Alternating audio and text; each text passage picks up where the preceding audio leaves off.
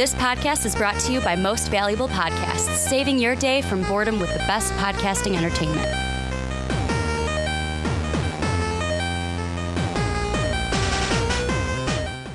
What's up, real MVPs? Ricky Widmer here, along with fellow man-child Johnny Karlic. Wubba lubba dub dub. The Hank Hill. I told you to do that, and I'm glad you did. Selling propane and propane accessories. That boy ain't right. And it doesn't help that I'm wearing the glasses right now. That boy ain't right. Peggy, that boy ain't right. Whoa! I think that's my favorite Hank Hillism is, that boy ain't right. Peggy, that boy ain't right. But we got a jam-packed show. Welcome into the Rick and Johnny podcast here on MVP, where we talk about everything under the two nerdy sons. And before we kind of get into what we're talking about, I noticed something this week because I am an avid listener of Kind of Funny podcasts. Yeah. And I noticed on Kind of Funny Games Daily that Greg Miller says kind of similar. I might ask you if I'm in copyright infringement here or stealing ideas of. He says they talk about everything under the video game sun.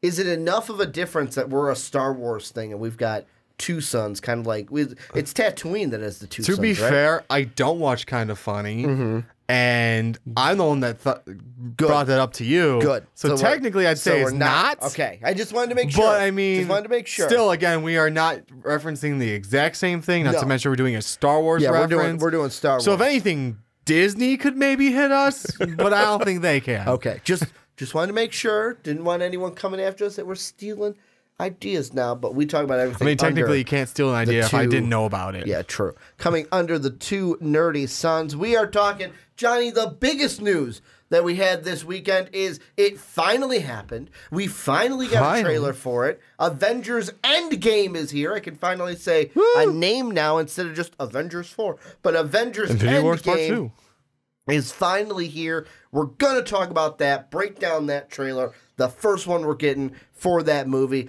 Then we're going to look at Spider-Man Far From Home, expectations after the first trailer. Johnny and I have not seen it because I couldn't book my trip to Brazil in time. I don't know about you. No, I mean, I just got my paycheck right after all of them were booked. Yeah, I mean, I couldn't get down to Brazil, but we've got basically everyone saying what went on in the trailer, so we're going to give our thoughts about that. Mysterio, a good guy? What's going on there? And then we're going to dive into a fun topic at the end.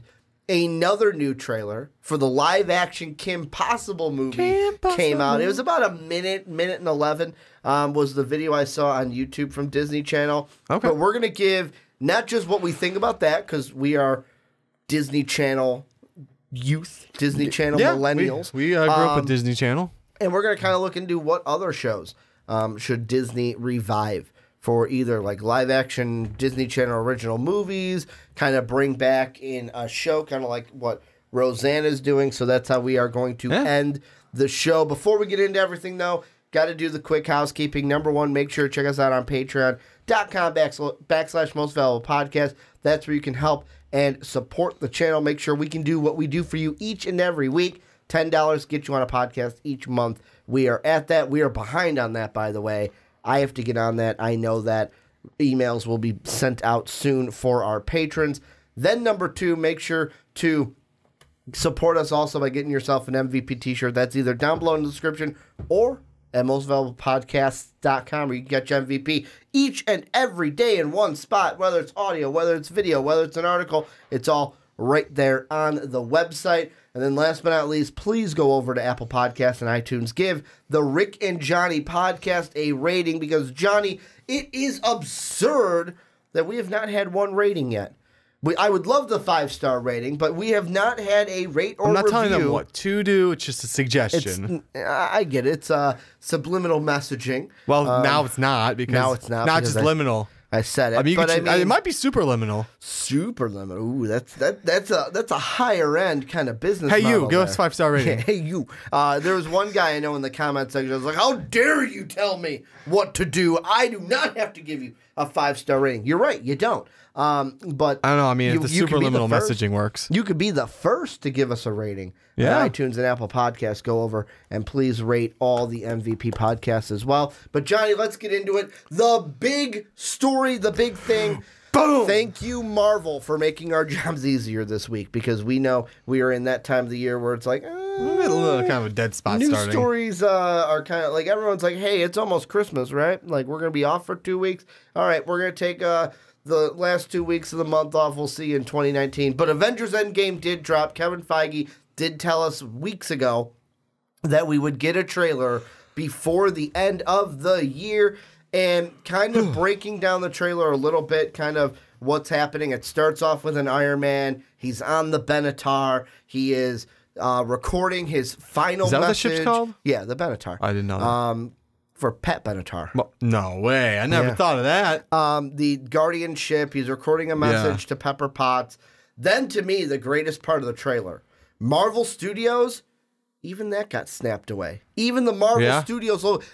You know what I would do if I was them for the other trailers? No Marvel Studios logo. It's gone. It's gone. It got snapped away. They snapped it away in this first trailer. It shouldn't be there anymore. Obviously, they're going to put it in there because they have to. They have to be. I mean, it should be resolved by something. It should be resolved by the end of this. Well, they're going to have more trailers. The Snapshot should be resolved by the end of this. Yeah, but I mean, they're going to have more trailers before we see the movie. Oh, you're talking about this trailer in particular? Yes, just like the trailers for Infinity War. I mean, there's that other part that they kind of have to. Yeah. Who's putting this one out? I mean, if you can't tell, that's kind of on you. We go into Thanos, Scarecrow Thanos. Thank you for giving me that from the comics. Then we also get, it looks like Thanos' hand kind of through a field. Limping through a field. They're kind of... I just noticed that now. They're kind of then discovering, like, oh, these are the people that are dead. You got Bruce Banner looking at all the people who are dead, which Shuri is one of the pictures. We'll get to that in a second. Yeah, it looked like... Because Scott Lang was there, Spider-Man, and then Shuri was one that popped up. Was it Shuri? Shuri, I'm looking right now. Did pop up as one. Ronan... Because you got Bruce actually looking through all these people. Yep, and then we get Ronan, our first look at Hawkeye as the Ronan character. It looks like ScarJo's character in Black Widow finds him. Yep. Then a little quip of like something like, oh, is this plan going to work? Oh, it has to, because this is all we got. Cap kind of going in. I missed a screenshot where Cap was crying. A little tear for Cap. And then also Thor looking like he's going to have the most epicest of rap battles against Thanos. Yeah. Locked in it looks like a cell. Yeah, we're going to get to that. And then very at the end, the funny moment, Scott Lang gets out of the quantum realm, so it looks like he might have gotten out on his own, coming to find Cap and kind of sparking everything that we will see for the movie. So, I will ask you, Johnny, we're going to talk about a lot with this. Yes, we are. What's the part you want to focus on first when it comes to breaking down this trailer? Let's just start with this. How long do you think after the snapshot this is all happening? Apparently, it's supposed to be not much time, so almost immediately after the That's what I thought, because I had someone talking to me, he's like, oh, it's got to be months after the snapshot. Like, I don't think so, man. According to... Because Tony and I'm guessing Nebula look like they're on the same ship now that I remember that part. They're both on the Benatar. According to the Russos, not much time has passed after the snap. Well, no, I got a friend of ours, a mutual friend of ours said, oh, I think it's months after. Like, dude, I do not think so. Yeah, no, it is because not long. Tony would be dead already. Because he's saying in the trailer, spoilers if you haven't watched it for some reason. Well, it's down below in the description. Oh, is it? Okay. I'm going to put the link down there. I mean, if they didn't watch it before watching this. But right now, they could pause it, go watch it, and come back. I guess there's that too. It's not that hard. I'm just still... spoilers. But go ahead, what you're doing. He says he's what a day. He's got like 1 day left for oxygen, or it should run out tomorrow. You said food ran out today. Oxygen will run out tomorrow morning. Food and water ran out. Yeah, and then oxygen should be out tomorrow. Yeah, so if it were months later, I think he might not have made that, because this seems like this does seem like right after, because everyone's dealing with everything. Yeah. And then the second part, there's a ton of symbolism in this trailer too. Oh, for sure. Like a ton of like old throwbacks to like with Tony Stark. The thing I didn't catch until I saw a different YouTuber talking about this.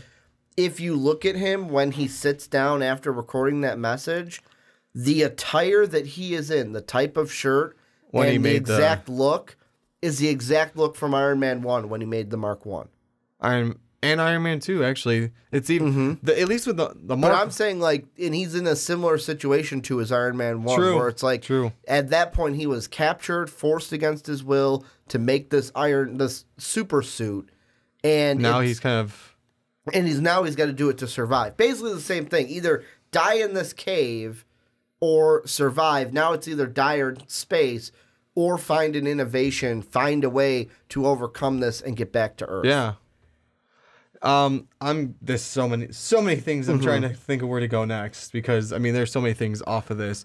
Let's talk about Ronan next. You think so? What do you think is going on with this Ronan character? Because here's the only conundrum I have. Is how long has he been Ronan? Because I do agree with you said to me before we recorded the podcast that what probably snapped in his head, because the thing we got to remember is him and Scott Lang got, after Civil War, they got kind of plea deals. Yeah, they got plea deals. It's like, hey, Lang got put on house arrest. Yeah, and probably got put like working for the government again or something like that. I think it was like, hey, you know what?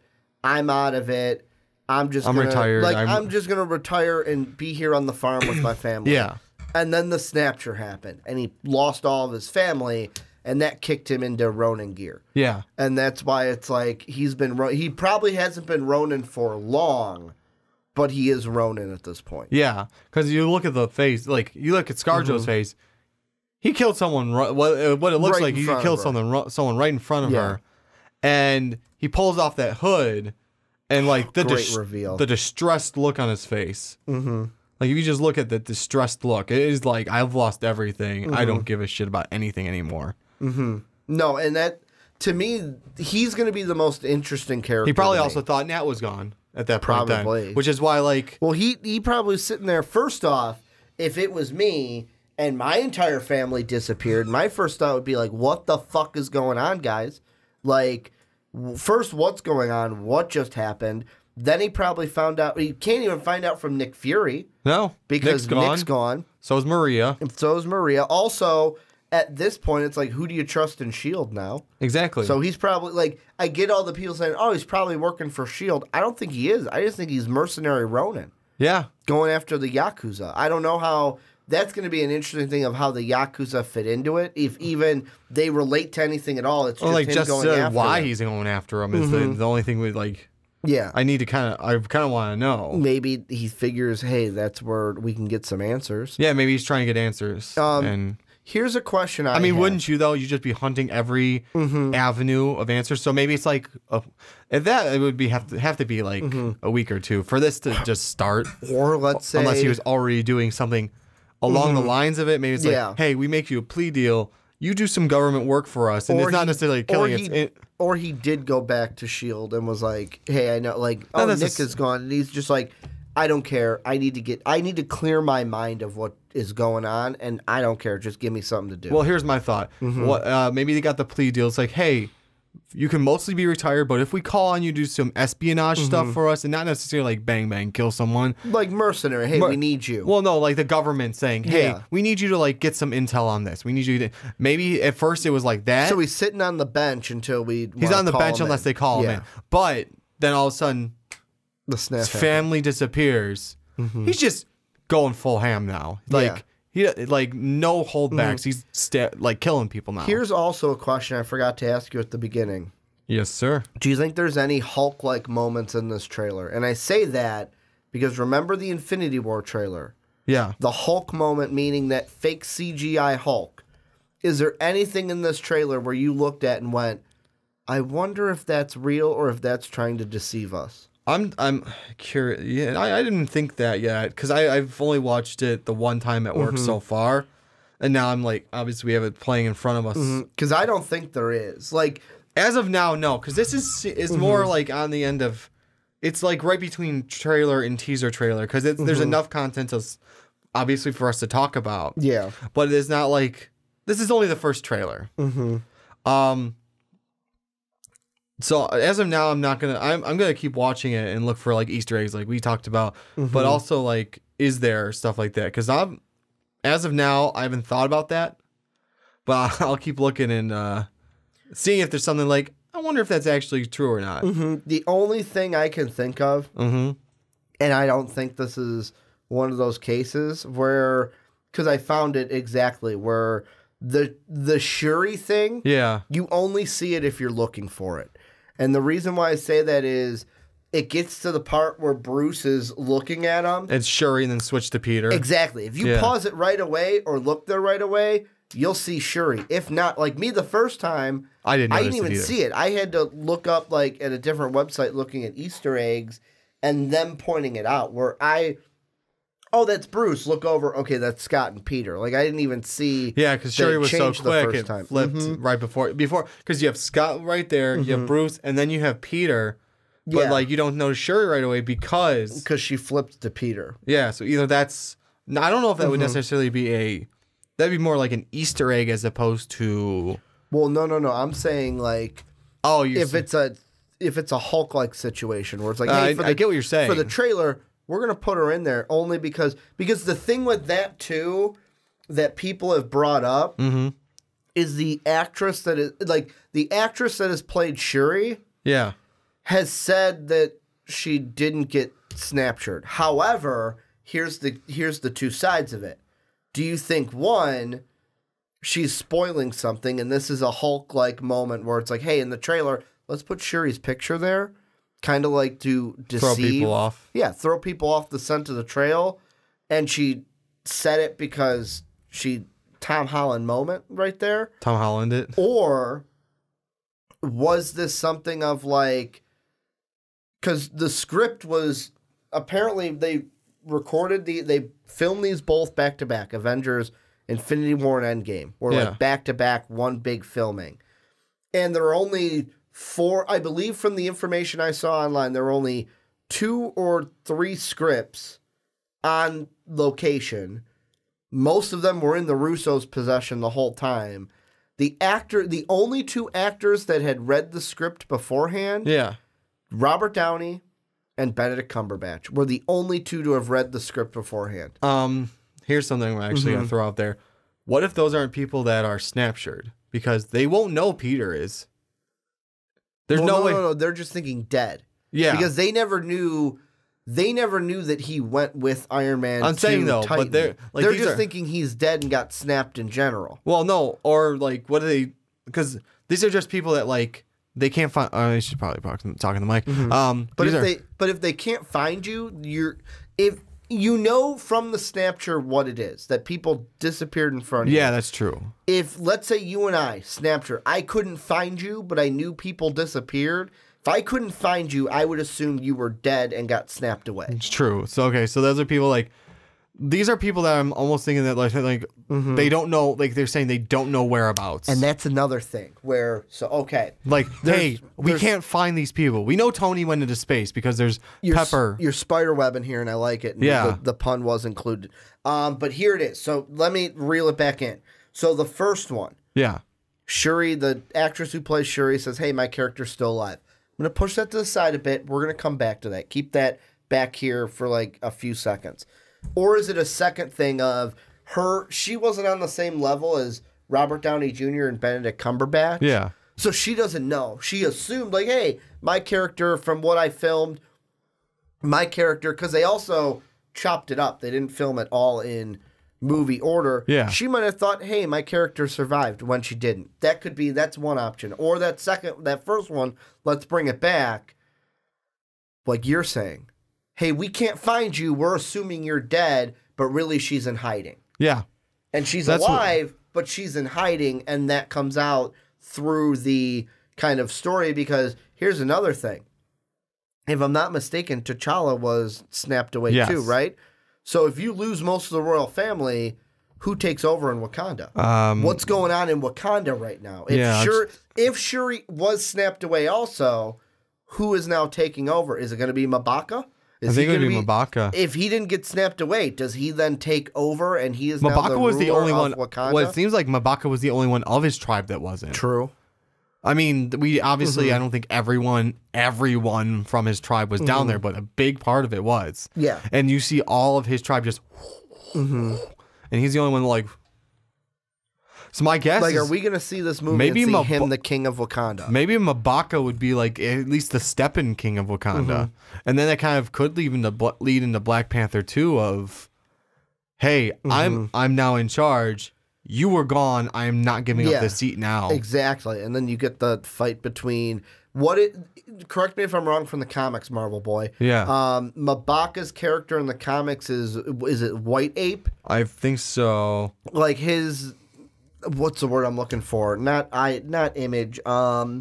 His not mascot. It's the gorilla. Gorilla. So the white gorilla is kind of like what he embodies. Yes. And that's kind of like his mascot. That's the way I'm phrasing it. That's what I'm looking for right now, just to make that's sure. Not the word I'm looking for, but that's all I can get That's out of his my mouth animal. right now. That's his character. His spirit animal. Yeah. Okay. So, yeah, that leads into Black That's Panther his tribe, 2. like... T'Challa comes back, and then, hey, we got to have a fight. Because we know, that's the shitty thing about this. We know we're getting a Spider-Man. We know he's coming back. We know we're getting a Black Panther 2. We know he's coming back. Here's the other... It's Man-Ape. Okay. Here's the other question I want to ask you really quick. Do you think they'd be ballsy enough to do this? This is what I thought about. Mm-hmm. Are they ballsy enough to kill Iron Man at the beginning? Kill him. Like when he's like, I run out of oxygen, him and Nebula run out of oxygen and they die. I feel like that's a shit way to go. Wait. And then all the other scenes, because we've seen, like, you might be saying, well, Ricky, we saw that kind of shot of Cap, Ant-Man, and Tony Stark, what looks like to be in the Battle of New York, because we still don't know for sure because at the end when when Black Widow says the thing about the plan, and Steve Rogers goes, well, it has to work because this is all I've got. Part of me leans into time travel more than the BF, the barf technology from Iron Man. You're thinking... Oh, yeah, where like we saw the very young Robert Downey Jr. Yeah, no, I think it's going to time travel as opposed to that thing. Because that speaks into... Is time travel even a thing? Where it's like ScarJo might be like, hey, is this going to work? Like... time travel, like, this is crazy. And Steve's going, no, like, Steve's like, no, it has to. This has to work. If this does not work, we lose. Exactly. Like, we are pushed to the brink Dunzo of what we can do. And I wonder if they would be so bold to kill Iron Man at the beginning. Initial shock, kind of like Guardians. But, like, I know it's different because it was Peter's mom. Yeah. But that same gut punch at the beginning of, like, oh, fuck, he's dead. I don't think so. Oh, he's dead. And then every other time we see Robert Downey Jr. in it is them going back in time, but then they fix everything and Robert comes back at the end, and that's when you get the reuniting with Pepper Potts and makes that moment so much more impactful because we know he really died. That'd be interesting. Like, he really died at the beginning, and because Steve and the Avengers did their thing, fixed the day, he came back. Maybe it's something where, brainchild here. We're going with this. Let's go. Robert Downey Jr., Tony Stark dies at the beginning. That's a little aside. We know that. It hits us. It hurts us. Mm-hmm. But Steve and them don't know. Like, they're assuming he's dead because they can't find him. Yeah. What if it's then they go back in time? A decision needs to be made then. And I know that the Russos have said, like, Steve Rogers is coming back as Captain America. I don't know if that's going to be, like, they haven't said exactly, hey, after Endgame, he'll be Captain America. Or if it'll be, like, Homecoming, where it's, hey, we got this thing in the past. We're telling a Winter Soldier story. We need Cap to come. We need Evans to come back and put on the mantle. Sort of a cameo. Yeah, exactly. Yeah. Where he's cameoing, but it's for stories that would have been, like, side stories that would have been before Infinity War and Endgame. What if they make the decision of, all right, we saw Iron Man die at the beginning. The only Iron Man we have seen for the rest of it has been time-traveled old Iron Man. And Steve has to ultimately make the choice to either save everybody, which would include Iron Man, and sacrifice himself or he would die, or save himself and have everyone who's Snapchat stay the same. And it's where Iron Man lives. We get that moment, but Steve then dies, and the ultimate sacrifice of the American hero of I died to save the world. I died to save everybody. Or what if it's this instead? Instead of, because what maybe Steve thinks now is like, if we were all together, maybe we could have done this. Because one of his quotes from Age of Ultron, I believe it was what if we fail? Well, then we do that together too. Yeah. What if Steve's thinking, we got to make sure that we have, like, Scott, so Scott shows up, brings up, how'd you get back? Or like what happened with you? He explains the whole, I was in the quantum realm, the people that were outside there, gone when I finally came back out. I was told not to jump this time thing, and I had to. I had no other choice. So like he explains the whole time thing. Let me keep going with this. This is where they get the time travel into there. And then he comes into it. He comes to them and say, this is what, like, they just basically make up the plan. They basically make up the plan to use time travel to go back to fix what was not done, or like maybe Cap could fix something so that they're all fighting together when the time comes, because Tony hesitated to make that phone call. Yes, in Infinity War. Exactly. So maybe if he made that phone call, and they even said too, not that they could have made it there in time, but maybe the something. Russos even said there was a deleted scene. Yeah. Where they kind of play into that, where he's looking at the phone, he's debating, oh, should I call? Should I not call? What will I say? But they ended up cutting it because they thought that it kind of dragged the movie along, like dragged the pace down. But there was I think it's good where they cut it, where he was sitting there debating on if he should call or not. There's going to be a lot of payoffs in this movie. Yeah. And one of them that I didn't even catch, you bring up Age of Ultron. Yeah. So obviously the Endgame tagline, like the title for the movie, people will say, oh, that comes from like what Doctor Strange said. Oh, this is the Endgame. Think back to, I think it was either Civil War or Age of Ultron. Tony Stark also said Endgame, where he's talking to Bruce, and Bruce, it was, I think, Age of Ultron, and I think you're right. Bruce says something, and Tony looks at him and goes, yeah, this is the Endgame. Like, because at that point, Ultron, that was the biggest thing that they were facing.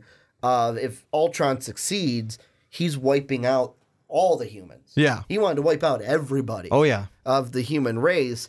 And the thing that I also think, too, is why I think it's time travel is the shot where Cap opens up his pocket watch and you see Peggy. Yeah.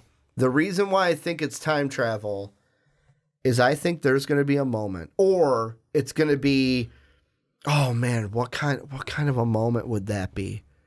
Oh fuck, I just got hit with the feels. This is a hard subject to talk about. So ride with me here. Take this journey with me. Ride, lady, ride. Steve, no, I paused because this is going to be, you're going too excited. Like this is a somber. Oh, I know it is, but you said ride, so that's the first thing I thought of. Go back to how I said Steve's got to sacrifice himself, right? What if he knows this is a choice I have to make? And he goes, before I do this, I have to do one thing. And he gets his final dance before he dies. He goes and he finds her back in time, and he gets that final dance. Maybe goes back to a time where she thought he was dead, and he comes in. Maybe you're thinking, well, Ricky, butterfly effect, that's going to fuck with time. Steve ain't going to care. Maybe Steve tells her, hey, I'm not here. I'm going to be dead, but I came for my dance. I came for my one dance. And you see that moment of him and Peggy before he does the ultimate sacrifice. Or when everyone gets saved, we get a scene. Let's say the Iron Man thing didn't happen where he dies. He gets back to Earth, because that kind of makes sense too. Of like Iron Man finding a way to get back to Earth, because that's what Iron Man does. Iron Man, when his back is against the wall and he's going to die, he innovates, he finds a way to get out of that situation. Exactly. Much like Iron Man 1. What if they do that, where everyone is saved, Cap then looks at the time travel thing and goes, like, just has a thought of like, I got to do this. And while we get the whole Pepper Potts and Iron Man reunion, Steve goes and gets his final dance. You really want him to get his final dance? They've got to pay it off. You don't put that in the trailer of him looking at Peggy. You don't even bring her up in the trailer, unless you're hinting to us that you're going to pay that off in some point. Or in some way. I'm thinking the fact that he's going back to his original. Because remember, that was when he was like fighting different battles in war. What if this is like, I need to look at this again for that encouragement, that strive to the final like.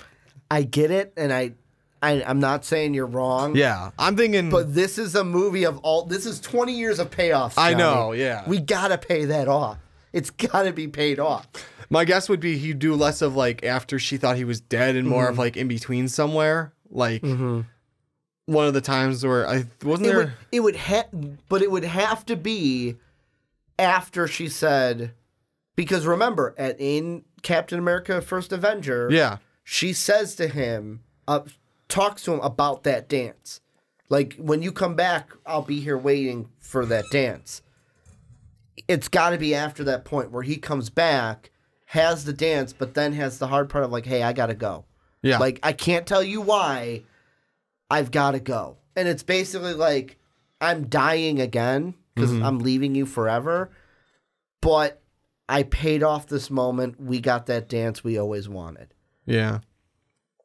You don't show that in the trailer unless you're planning on paying it off. Am I wrong? I don't know. It could just be nothing. Like you said, one of those things that's kind of nothing.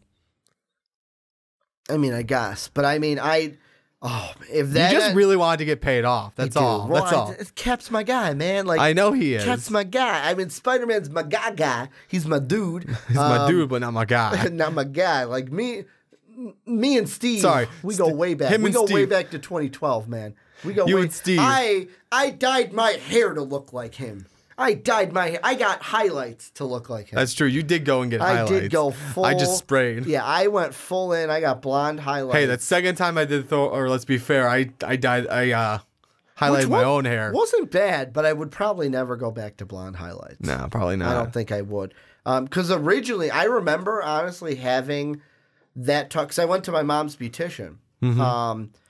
And my first thought was, I showed her a picture of Chris Evans, because this was first Avengers movie. Yeah.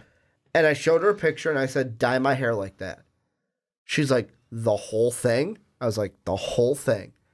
And then she kind of talked me out of it. She was like, you know what? Like, let's go with... Because I guess with going blonde, well, it was kind of like a dirtier blonde, like not a true bleach blonde. Yeah. But like with blonde, you're pulling the color out of your hair, I guess. Yeah, you are. So she was like, hey, let's go with highlights, see what it looks like, and then we'll go from there. She kind of talked me off of the full on, but that's how far into it I was. I was like, I am going to look as much like Cap as I can, because I know the losing weight thing wasn't going to happen. So it's going to be Captain America. But basically, I went full in, and I was like, I'm going to do this. And I only got blonde highlights for it. But the other thing we didn't talk about that I want to hit, Thor. Yes. Because we didn't look at Thor much. Not yet. What are you thinking? Do you think why is he in prison? Because that's what you were saying, that it kind of looks like he's in I pointed out, you and I had a Civil War-like cell, is what we'll say. So like the one they had Ant-Man, Falcon, and all them in, just so they have context to what we're talking about. Yeah. Yeah, it looks like he's in one of those cells. And or is he just in an alien cell? No, he was back on Earth with them. Okay. So my guess is it could be even that the Avengers compound right there, that they have a room just like it too. True.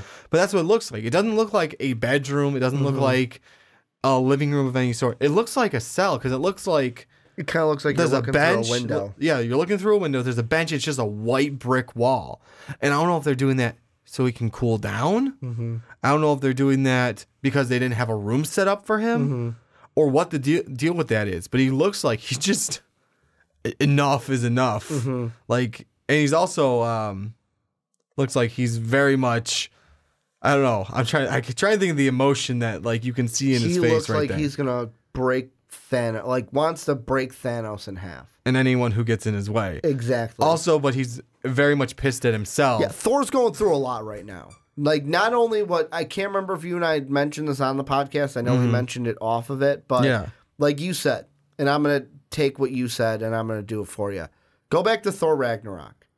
You lose your hammer, you lose your place, you lose your army, you lose basically almost everything except for these few Asgardians, like a ship full of Asgardians to come with you. Then Thanos comes. He wipes out half of those people. Because the Russos have said half of those people died when Thanos killed, and then half of them got snapshored. So he's at 25% of those people. Not only did Thanos kill half, he snapped your brother's neck, like you said, like a what? A bird. Like a bird. A little bird. Two fingers. Put him out of his misery, broken leg. Like that's basically what he did to Loki. Yeah. Then stabbed one of your best friends in the back. Chest as he was trying to send you and Hulk away. Yeah. Or was it just Hulk? I can't remember. He just did Hulk. So you lose Heimdall. He was leaving He was leaving Thor there to die. You also lose half your people. Then 3/4 of your people, actually. 3/4. Then I haven't gotten to the next 25%. So we're just at half. Okay. Then you get Stormbreaker. You're thinking, I really want to make you suffer. So instead of going for the head, you go for the chest, not knowing that he can just snap, which also the Russos have talked about in interviews, that the only reason Thor was able to do that is because Thanos didn't know it was coming. If Thanos knew it was coming, would have been able to stop it. And I'm going to snap as much as possible, just so you guys know, to get that point across. But that was two other things. One, he didn't know Thor was coming. Number two, like they mentioned, Thanos, it wasn't like hey, I've got this gem, I know exactly how to use it. Yeah. Thanos, what we saw from the gauntlet was not its final form, was not its full potential. Because Thanos was still learning how to use these gems and stuff. Yeah, because he was like using them here and there and like one at a time. If he knew how to really use the full potential of all of those gems, Thor would have never got the axe into Thanos' chest. Exactly. But he wanted to make a point. He wanted to basically get that last dig before he kills him. And that's where Thanos snapped. And that's where Thor lost then half of that half, and now he's down to only 25%. Honestly, if you're talking from original Asgardians, he's less than 25%. And he's probably sitting there, like you said, should have gone for that, should have gone for that, should have gone for the head. Like the meme. It is my fault that the snap happened. I had my chance to kill him, because that's what he does. He blames himself, and you know it. He takes responsibility upon himself. He takes things hard. He does. Very hard. Let's be fair. He hasn't had it terribly easy out of all the Avengers. No, he has not. He's lost a lot. He has not. Not saying the rest of them haven't. Lost his father. Lost his mother. Lost his brother, his mother, his best friend. Over 3/4 of his people. Because the place he grew up. His hammer. He's lost everything.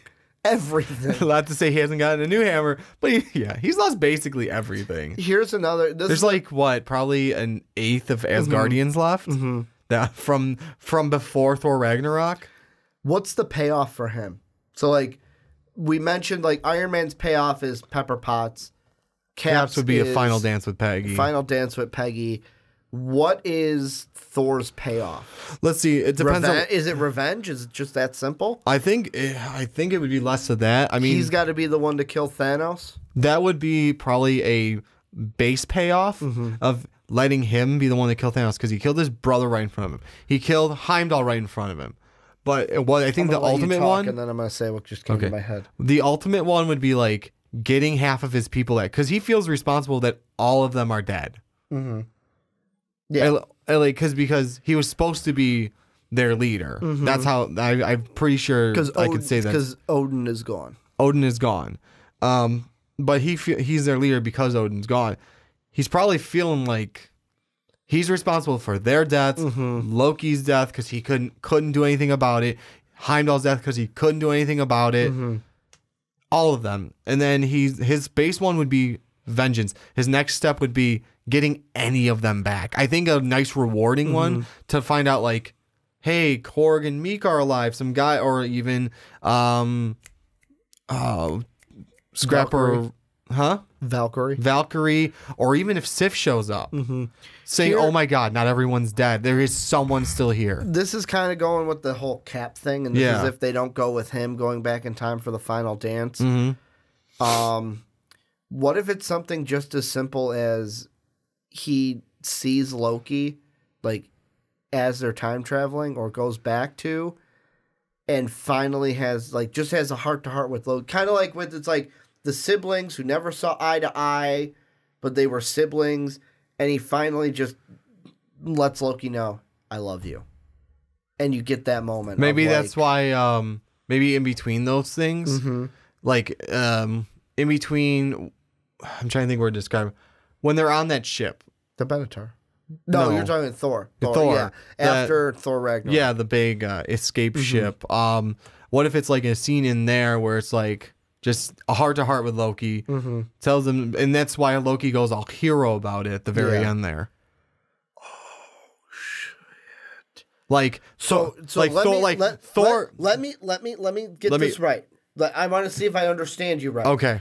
You're saying Thor goes back in time, does the whole I love you thing to Loki, and that affects Loki's decisions at the beginning of Infinity War. And why Loki did what he did was because Thor went back in time. I was hoping to get actually my next snap. That, like, so that's what you're saying. So basically Infinity War happened because of what Thor is going to do in Endgame to get his payoff. To let Loki know, like, hey, I care about you, and then that's why Loki does something very out of the ordinary for the Loki character. In a Loki way he did it, but he very out of character for Loki. Which then comes back full circle of, like, this all happened because of Thor. Well, that part in particular. Not all of Infinity War's happened because of Thor, but, like... It's an endless loop for him. In a sense, yeah. He can't escape the pain, Johnny. My brain didn't think of that part, but, like, maybe he's pain. like, just like Cap. Maybe Cap gets his dance... And then, like, they all get, like, their opportunity of this one thing that, like... Yeah. Hey, you can use it once. Or not even, like, that. It's more of, like, the... not that you can use it once, but it's like, hey, we're here. I need to fix this before I never get a chance to do it again. And Thor just tells Loki... Like, let's say, like, present Thor. Infinity War's present Thor. Walks away, and then that Thor that we have from part 2... I'm going to just try and differentiate it that way... comes up to him, just has the heart-to-heart, tells him how he feels about it, his brother. And then that's what kind of leads Loki to do the hero thing and get himself... I can't get my neck to snap. I was trying to get it to do it. Snapping of the neck, basically. And then, like, that just kind of endless loops it, but then, like, that also fixes the timeline in a sense. Here's another... But I mean, that's what I'm saying, though. That leads Loki back into it. Because he also was the thing was, he also had a look on his face when in Ragnarok when he said... they were having a conversation, that sort of heart-to-heart conversation when they were trying to make it to the ship. Yeah. Before they did... Before he wanted to play... what was the game called? Like, Am I Dead or something? Or Get Help. Help! Let's play Get Help. I hate that game. I hate that game. You got a better idea? Here's my final question. Yeah. One character we haven't talked about because this is from a completely different trailer, but comes into Endgame. How does Captain Marvel show up in your mind? Because, okay, this is what we've seen. I'm bringing the Captain Marvel story trailer into this. So from the latest Captain Marvel trailer, we see her punch the old lady in the face, which ends up being a Skrull. Yep. We get a lot of stories. So we're finding out that basically her and Jan-Rog fight on Earth. The, what's it called? The Megatron or the whatever technology that Jan-Rog has blows up. I just can't think of the name right now. I think it's like the Megatron or something. Magnetron. That was it. Thank you. You're welcome. Blows up, unlocks her powers that she has locked away. He then sees this, kidnaps her while she's KO'd, and basically wipes her memory. Hey, we're making you a Kree. And then obviously when she gets to Earth, those memories start coming back, and it's about her unraveling who she is. Nick Fury, also his origin story as well. we saw at the end of Infinity War, Nick Fury hit that button before he said, and then disappeared. How do you think, and I know she wasn't in the trailer at all, they're probably not going to do anything like that until after her movie comes out. Probably not, yeah. Her insertion into the Endgame story probably won't happen until her post-credit scene. Like, her post-credit scene will be something to drive us into Endgame of a holy shit moment with her. But right now, if you had to make a decision, how does she fit in? Like, what do you think is going to happen for her to come back? Is she just going to see that distress signal and come back? What do you think? I think that's mainly what's going to happen, and then how she's going to tie into... Because she's supposed to be the trump card. Yeah, well, I mean, that and Thor with his Stormbreaker now. Yeah, but we got a mentally fragile Thor right now. Yeah, he is mentally fragile, which is probably why he's in that lockdown. Or lockup, however you want to put that. I think she's going to be sort of the power trump card because we sort of don't... Right now, as of now, we don't have a Hulk. We have a mentally fragile Thor. Iron Man is gone. Black Panther's gone. Doctor Strange is gone. We need some backup. The question I'm going to ask, follow-up what's going to happen is she's obviously she's coming back to Earth because of that distress signal. Does she find Tony and Nebula on the way to Earth? And that's how Tony is. I've seen that been floated out there. That's not a bad one. What do you think? She's the one that finds them. Tony meets Captain Marvel. She saves them. What if she realizes that, like, she's flying past, realizes this ship is just floating? Yeah. So there's life on there. Like, maybe she could sense it, or even just like past the window, sees Tony just sitting in there. Tony's just looking out into the abyss, like, fuck. Just sees this thing going. Because I could also see it where he just sits there in like Star-Lord's chair and it's just like, all right, this is it. Like, because we've had these Tony moments before where it's like, all right, this is it. I'm just gonna sit here and I'm just gonna fade off and like I'm gonna think of Pepper and he's just really emotional and it's gonna be there. And as he closes his eyes, just, and it's like, what? And then, bam, Captain Marvel, here I come to save the day. What if Mighty Mouse style? Your thing of, like, he's sitting in the chair, and very symbolic, decides... The symbology. Decides, what if he takes it off, and just throws it, and... That's like, what if that's the thing, like, he throws it on the ground, it kind of sparks up a little bit brighter. The light, it's like, and what? As she's zooming by... She sees the light. Sees that light and shoots back over to it. Could be. And that would be I didn't even think about how that. Symbolic that would be. I couldn't even, like, if Tony was like, you know what, I'm going to take... Because I could see Tony, I'm taking it into my own hands. I'm going out on my terms. Yeah. He doesn't need this anymore. Oh, I thought... This is all... No, because in... Iron Man 3, he gets the surgery to have it taken out, so he doesn't need it inside of him. Then why would he take it out? I'm saying he takes it off. But why?